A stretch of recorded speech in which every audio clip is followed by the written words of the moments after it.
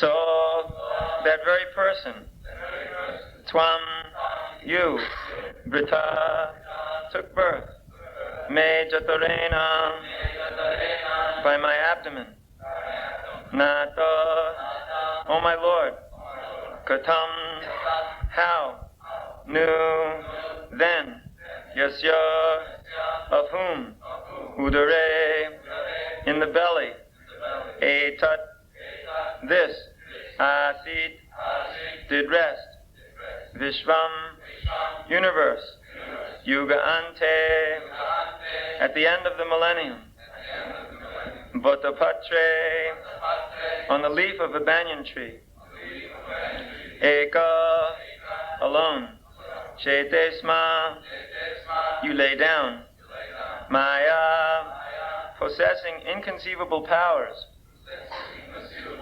Shishu, a baby, Angri, your toe, Pana, licking. Translation: as the Supreme Personality of Godhead, you have taken birth from my abdomen. O my Lord, how is that possible for the Supreme One, who has in his belly all the cosmic manifestation? The answer is that it is possible, for at the end of the millennium, you lie down on a leaf of a banyan tree, and just like a small baby, you lick the toe of your lotus foot. Purport: at the time of dissolution, the Lord sometimes appears as a small baby, lying on a leaf of a banyan tree, floating on the devastating water.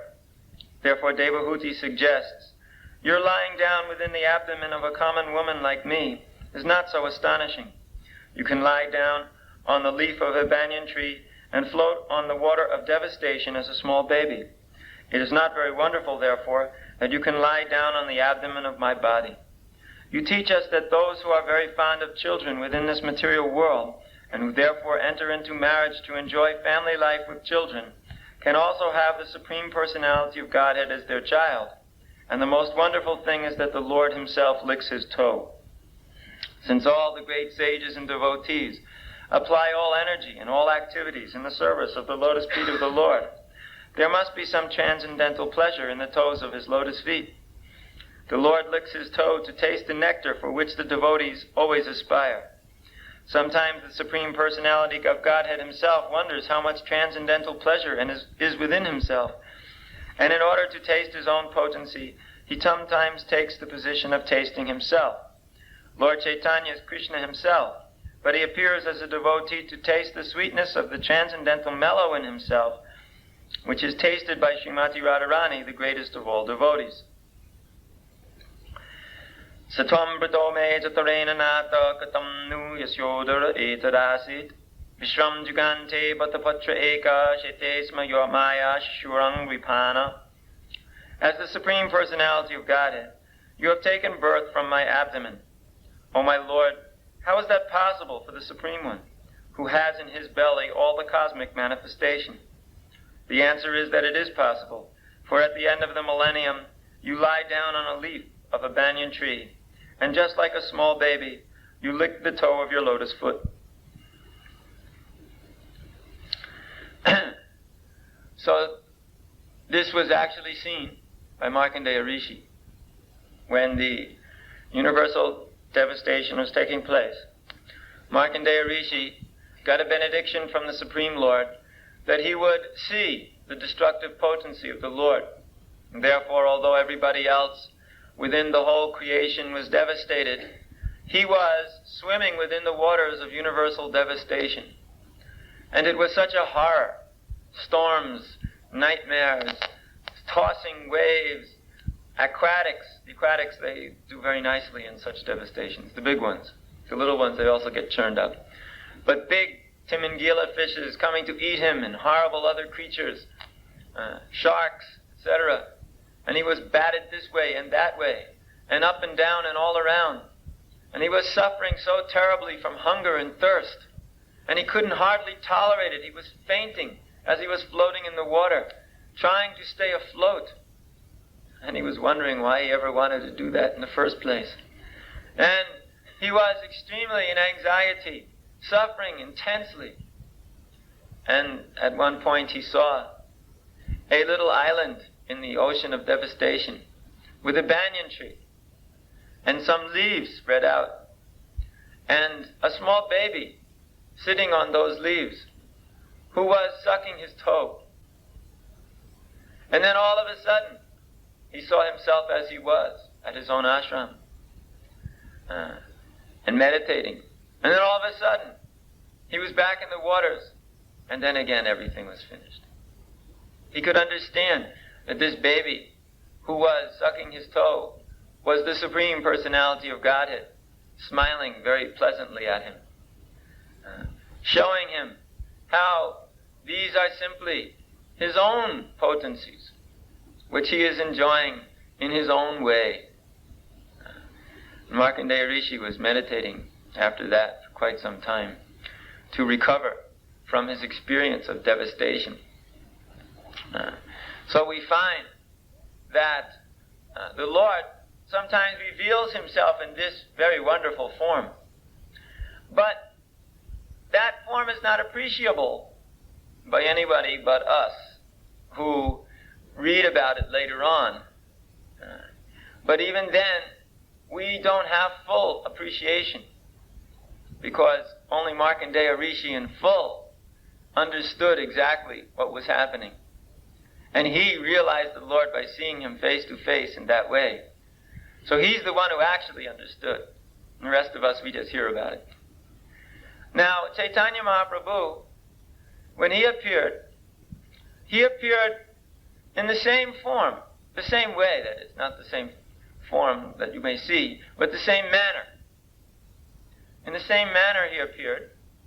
And what he did was, he appeared to taste the nectar which his devotees were tasting. Just like Prabhupada mentions in this purport. All the devotees worship the lotus feet of the Lord, because those lotus feet are the shelter by which the whole world and universe and creation may take shelter, may be satisfied, may be soothed, may be refreshed. So therefore, everyone who is distressed, and nowadays that's everyone, may take shelter of the Lord's lotus feet. And there is nectar there at those lotus feet. It is not just ordinary. There's nectar there. And that nectar is the Lord's lotus feet give one the most sublime taste. So, of tasting the nectar of the Lord's lotus feet means service. And of all these servants, in every part of the whole creation, Srimati Radharani is the topmost of all servants of Lord Sri Krishna. She is the greatest of all servants. And she's always pleasing Krishna the most. Therefore, all of her associates, the Sakis, Manjaris, and other gopis, all are simply interested in assisting her in pleasing Krishna. But she is the ultimate perfection of that internal potency of the Lord, meant simply for his satisfaction. So, the Lord sometimes wants to know, what is this all about? What is that nectar that attracts Srimati Radharani so much? So he appears as Chaitanya Mahaprabhu just to taste that nectar in the mood of Srimati Radharani, to understand what is that ecstasy. Because Krishna is the supreme enjoyer, and he sometimes wants to enjoy as his devotees. And he is enjoying in that way by appearing, he's Krishna, but he appears in the mood, in the form of service of Srimati Radharani. So therefore we say he is the combination of Radha and Krishna. Sri Krishna Chaitanya, Radhe Krishna Nahayanya. He is Radha and Krishna. But he is Krishna tasting the ecstasy of Srimati Radharani to the topmost degree, Mahabhav. That is her bliss. No one may come to Mahabhav but Srimati Radharani. Others may taste it, like Srila Madhavendra Puri, or other extremely extraordinary personalities.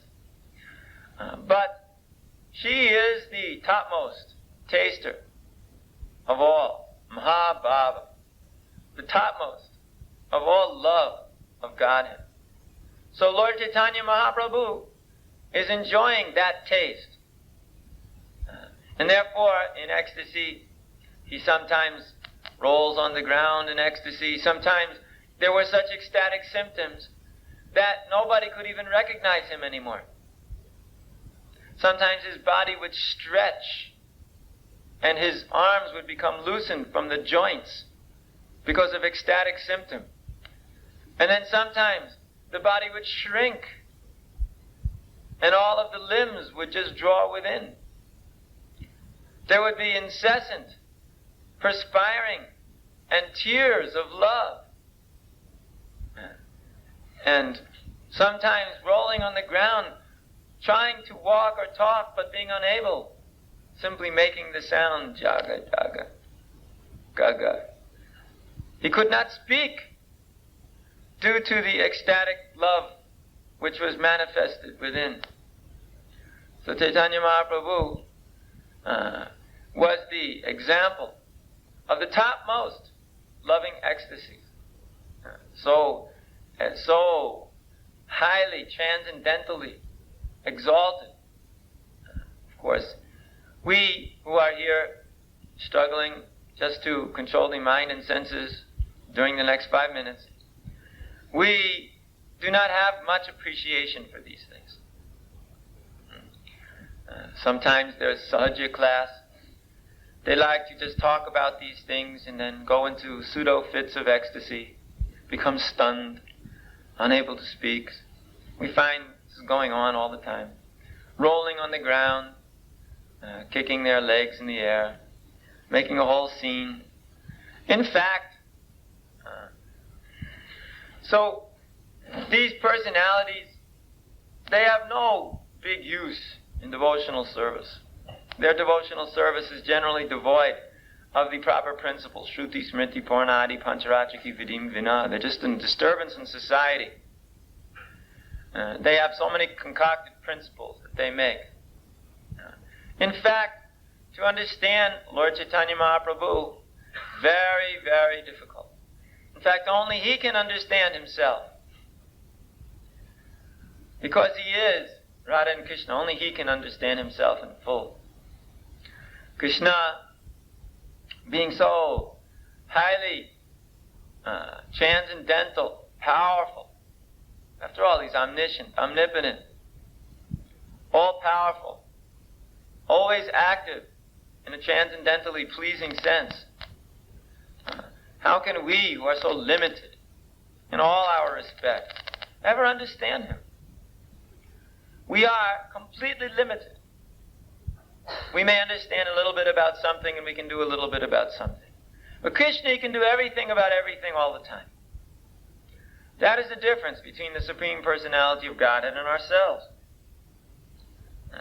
And when one understands the nature of the Supreme Lord in this way, as being so great, he doesn't have any trouble with a concept like that the Supreme Personality of Godhead has taken birth in this material world from the womb of one of his devotees.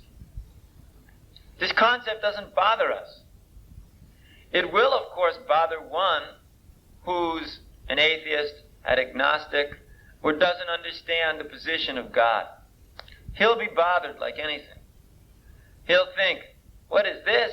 How can God appear in a womb of a woman like an ordinary person?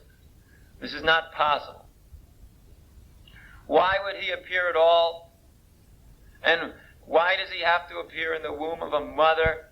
Why doesn't he just descend or a poof appear in a cloud of smoke? Why does he have to come like this? So their question is, why? Their answer is, he doesn't. Their conclusion is, there is no God. So they ask a question, and they answer it. And then they make a conclusion on the basis of their own answer. So they've speculated in all respects. Therefore, their understanding is totally wrong, incomplete, false. Krishna appears in the material world because he wants to. That's good enough, isn't it? And Krishna takes birth in the womb of a mother because he wants to. Isn't that also good enough? And what's the conclusion? He does what he likes. Why? Because he's the all-powerful. Nobody can tell him what to do. Someone else may say, yes, but this is all just talk, because in fact, Krishna appeared in the womb of a mother because he had to. He didn't have to. He wanted to. Why? Because he wanted to please her. And she was not so foolish. She knew. She said, my Lord, it's not unusual that you have appeared after lying down in the womb of my body. Because after all, you are also lying down in half this universe. As Garbhodakshai Vishnu, in the womb of the universal egg. You're also within each atom in the same way. Therefore, it's not at all unusual. In fact, it's quite proper. You like to appear like this. Therefore, you do it in a big way, and an extremely small way, and some way in between. The womb, not so big as the universe, not so small as the atom. Therefore, there's no problem for Krishna to appear in something which is not very small, not very big. And all the time, the fools, they say, why? Doesn't make sense. Of course. If you have no belief or faith, nothing makes sense to you. But in fact, Krishna, he's the Supreme Lord. He can do what he wants when he wants, and why he wants what he wants is his business. He wants what he wants because that's what he wants, that's all. We can simply appreciate that, and we do. But to question it, why? It's ridiculous. Why does Krishna appear in the womb of a mother? Well, why do you think? Why do you speculate? How about that question? Why don't we ask you?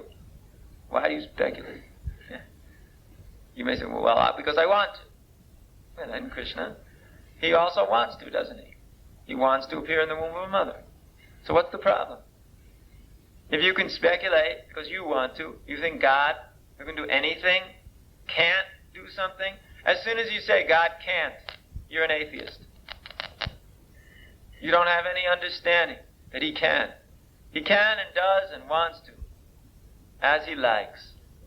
And it's for his pleasure. And he is satisfied when he appears in the womb. What is nicer for the conditioned souls than the love of mother when one is a baby? You're being waited on hand and foot. Whatever you want, you get. What service is performed? So Krishna wants to enjoy that service of a mother from very special devotees who act as mother in a perfect way. Just so the service is rendered to the Supreme Personality of Godhead in a very perfect way. So Krishna, he is very nice in all respects. And he is also very nice to his mother. He chooses a devotee who's first class in every respect. And he appears from the womb of that devotee just for her satisfaction. After all, he has to appear in the world some way. So he appears that way. But he appears hidden. Because sometimes hidden, I'll explain, is not exactly like Lord Chaitanya. But sometimes he likes to manifest so that the atheists, they think he's just ordinary man. If Krishna were to appear with all the demigods and all the trumpets blaring and the drums are beating and everybody in the world had to be assembled there and it was a big apparition and the skies were shaking, the thunders were blasting and lightning was shrieking and demons were screaming in fear and rakshasas were running here and there, and then everybody would know it for sure, here's God. But then the atheists would have too much pain in their heart. Because how are they going to forget Krishna if he appears in such a way that they can't forget him? Therefore, Krishna appears like this. If you're an atheist, you can think he's an ordinary man and be peaceful and happy. And if you're a devotee, you can understand why he's appearing as he's appearing and be blissful. So, Krishna, he does wonderful things. If you think he's just a baby, then if you want to be a demon, try and attack him. See what he does. No matter how big you are, even like Putana witch, gigantic, huge, monstrous, finished by the baby. So, demons, beware. When Krishna appears, you can think he's a small boy. That's all right. And you may attack him. That's all right. We don't worry. Because you will be dead. And that's also his mission. So, there's nothing wonderful.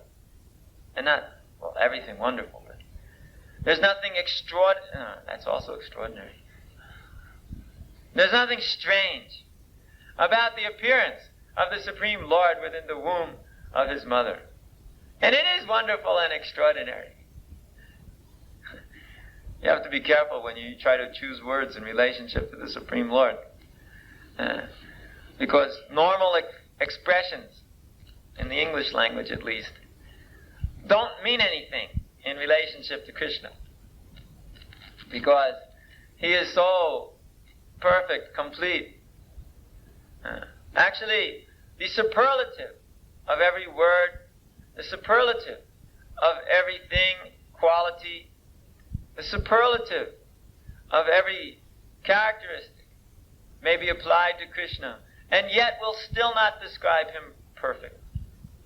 After all, you say he's the most beautiful. All right. That's the superlative. Most. No one more beautiful, no one equal. However, what does that mean? We know something beauty. With our Dr. Frog mentality, we may think, is he more beautiful than this girl? Is he more beautiful than this movie star? Is he more beautiful than this one? Then we start to speculate. We start, who is he more beautiful than? This one, the other one? So we are speculating like this, foolishly. Krishna is the most beautiful.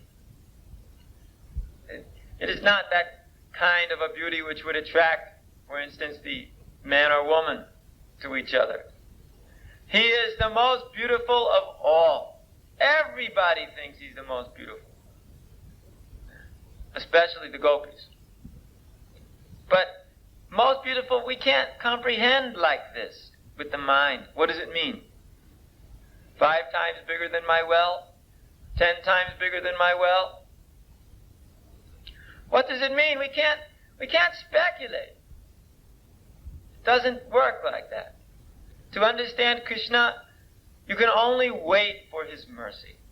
When he wishes to reveal himself to you. That's all. And then you may see him with your eyes, and then you may know what it means.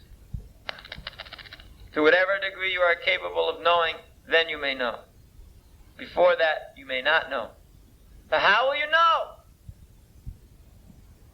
You have to wait till Krishna lets you know. Not before.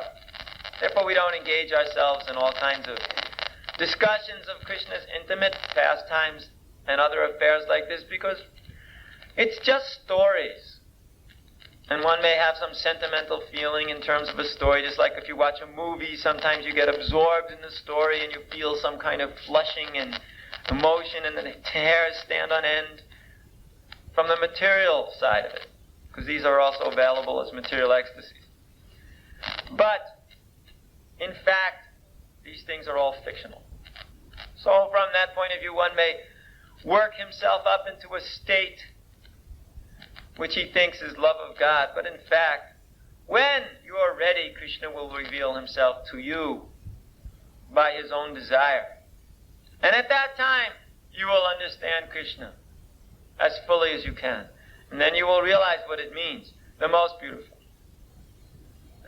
Of course, before that time, you have to know what it means, the most powerful, the most knowledgeable,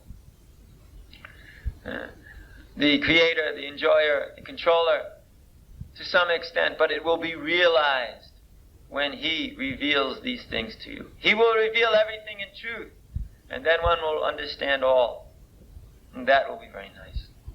So, there's nothing unusual about Krishna appearing within the abdomen of his mother, Devahuti, as Lord Kapila Dev, or as with Lord Krishna within the womb of Mother Devaki. These things are not unusual. They are, of course, unusual, because they don't, we don't have just every day this is happening, or every year, or every century, but once a millennium. Certainly, that's unusual from that point of view, but it is not unusual from the point of view, well, not unusual, that's not the point.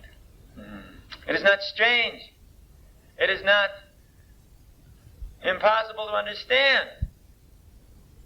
It is possible. We just have to understand a little bit of that Krishna, and this all makes perfect sense. All right, Hare Krishna.